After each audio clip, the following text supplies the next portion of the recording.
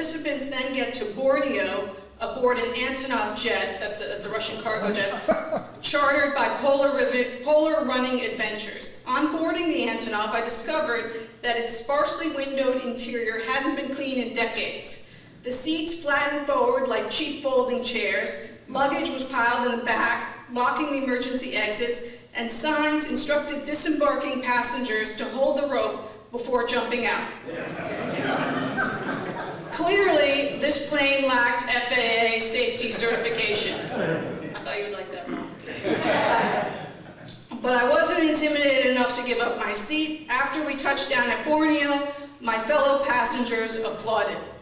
Now, if any of you want to participate in the North Pole Marathon, you can see me afterwards. I can give you the details. But so she had photos that substantiated all these things that she reported, that it was very dirty, that the seats folded forward, that there were these signs, the whole bit. But the fellow that organized the marathon, who lives in Dublin, he was not very happy with the article. And one of the reasons we learned later why he was upset was she had negotiated, contrary to our policy, a press rate, a discounted press rate to participate in the marathon. And so he was particularly not pleased that she had gotten a discount to participate, and then wrote a story that he said suggested it was unsafe. And he ended up hiring a libel lawyer, quite a prominent libel lawyer in Ireland, and sued us for libel in 4 countries: in Northern Ireland, in the Republic of Ireland, in the UK, and in New York. So we had 4 separate cases out of this one article, requiring us to hire 4 separate defense counsel in all these different jurisdictions. And as you may know, the libel law in the UK and Ireland is far less press-friendly than it is in the United States. There is no comparable to the First Amendment. The burden of proof in a libel case is exactly the opposite of what it is in the United States.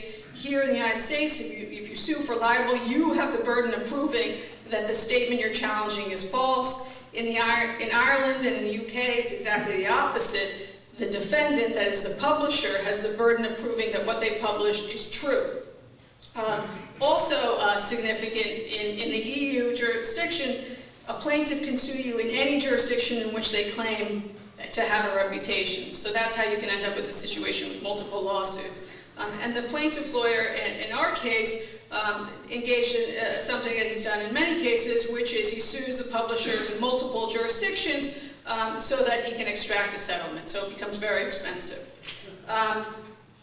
This practice, which he sort of epitomized, is now something called libel tourism. And it's the practice of plaintiffs suing U.S. publishers, not in the U.S., but in other jurisdictions, like the UK, to avoid the protections of the First Amendment. And we at Forbes, we had prior experience with this. We were sued in the UK by a Russian oligarch named Boris Berezovsky over a story that discussed events that had taken place in Russia. So we had a Russian suing us over a story about events in Russia, suing us not in the United States, but in the UK. And fortunately, Congress has now cracked down on this practice by passing a law in 2010 which enabled defendants who've been wrongfully sued for libel in other jurisdictions to recover damages here in the United States. And that law has been successful in getting the attention of the Parliament in the UK to consider revising their libel law, which they are now in the midst of doing.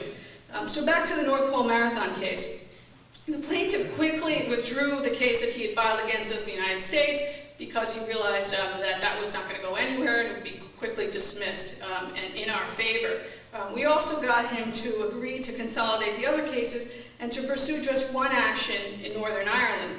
And that case proceeded for quite a while, and we actually had a good deal of evidence on our side. In addition to the photos that the freelancer had taken, we had gotten other evidence. One of the things that was helpful to us is a lot of the people who participated in the marathon had done chronicles of their experience, mostly on blogs, and a number of those corroborated what she had said. There was one fellow, and I'm interested to hear what Paul, as a pilot, has to say about this. There was one fellow who said that when they were flying to Borneo, he went up into the cockpit, I guess, to say hello to the pilots, 2 pilots, and one of them was asleep. which to me is a little striking given that it was only a couple hour flight.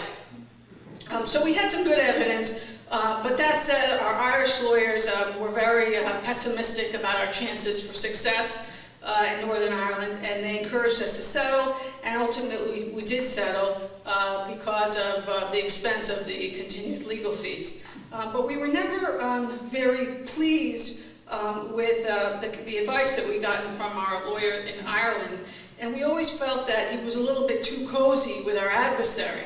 And interestingly, our suspicions turned out to be right on. About 6 months after we settled the case, I was contacted by a Scottish television production company that wanted permission to show the cover of the issue in which this article that generated this lawsuit had appeared. And I was surprised that, we hadn't heard, and they were going to use it in a documentary that was going to appear about this case in particular, and it was going to air on the BBC. And I was pretty surprised that this production company was contacting us pretty close to the air date of this BBC documentary, and that they weren't asking us for comment, they just wanted permission to show the cover of the magazine.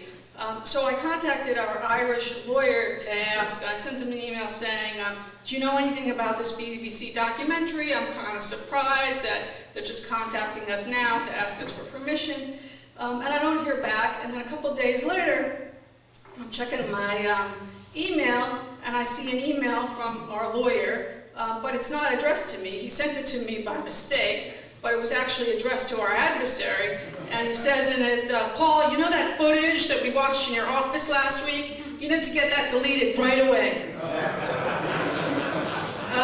So, long story short, not only did he know about the documentary, which ended up being quite one-sided and very unfavorable to us, he participated in it after being asked to do so by our adversary. He never told us about it, and then he tried to cover his tracks afterwards.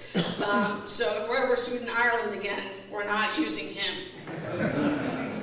So now I want to turn to a sort of a little more background on the state of the industry and what happened in the 2009 time period with the recession. And the reality is, we, along with our competitors, were really struggling in 2009 when the recession hit. And we realized that our physical product, the printed paper, was really going the way of the rotary phone.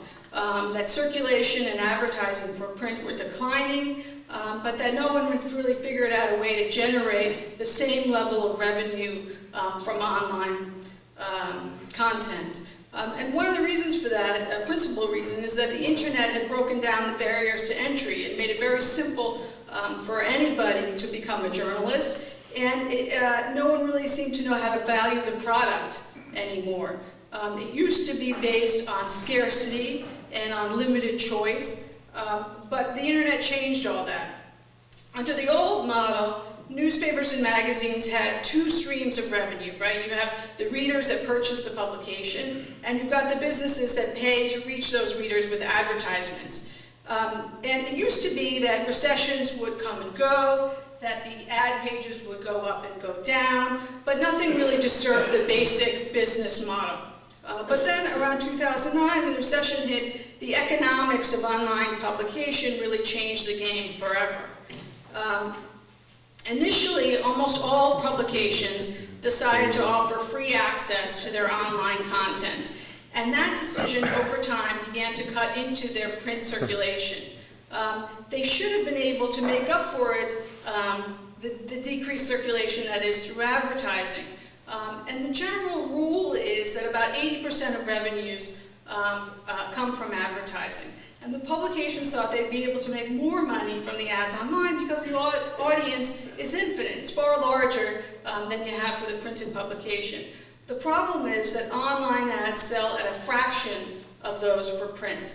In print, you've got a limited amount of inventory. You've got just the pages of the magazine or the pages of the newspaper, but online there's an infinite amount of inventory.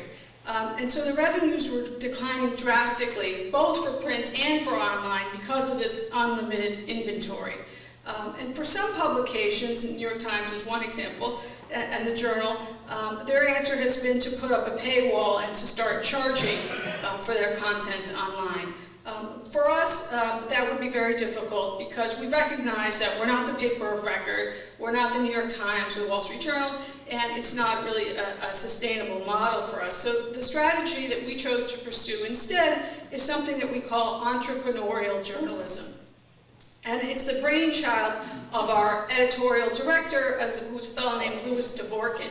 And he began his career in newspapers and magazines. He worked at Forbes for a while. He was also the page one editor at the Wall Street Journal.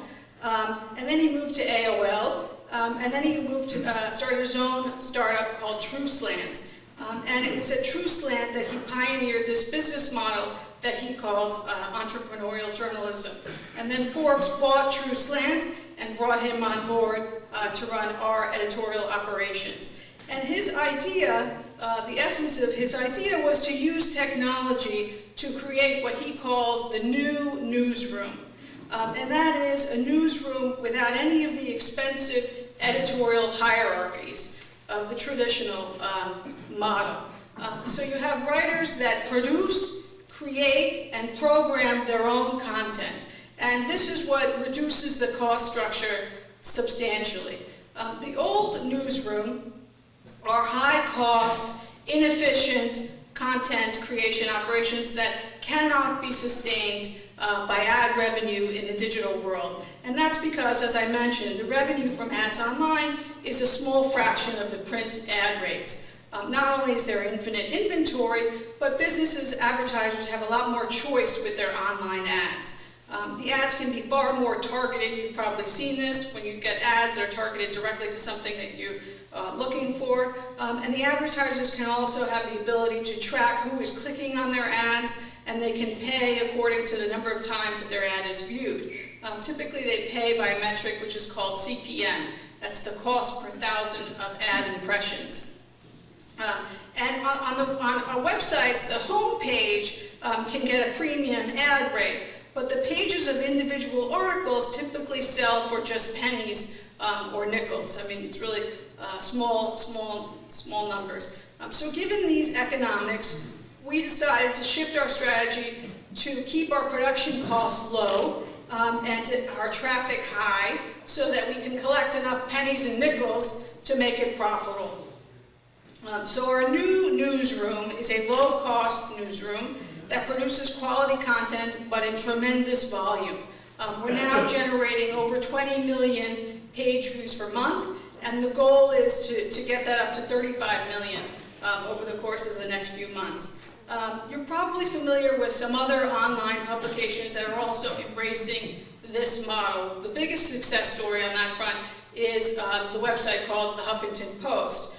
The one that was founded by Arianna Huffington. It's now part of AOL. They have about 100 staffers who work full-time, and the remainder, 6,000 unpaid bloggers.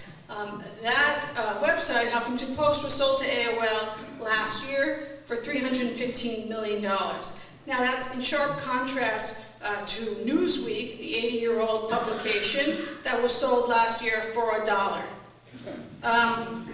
Newsweek also was merged with Tina Brown's website called The Daily Beast, which was only 3 years old. So that gives you some insight into sort of the state of the industry.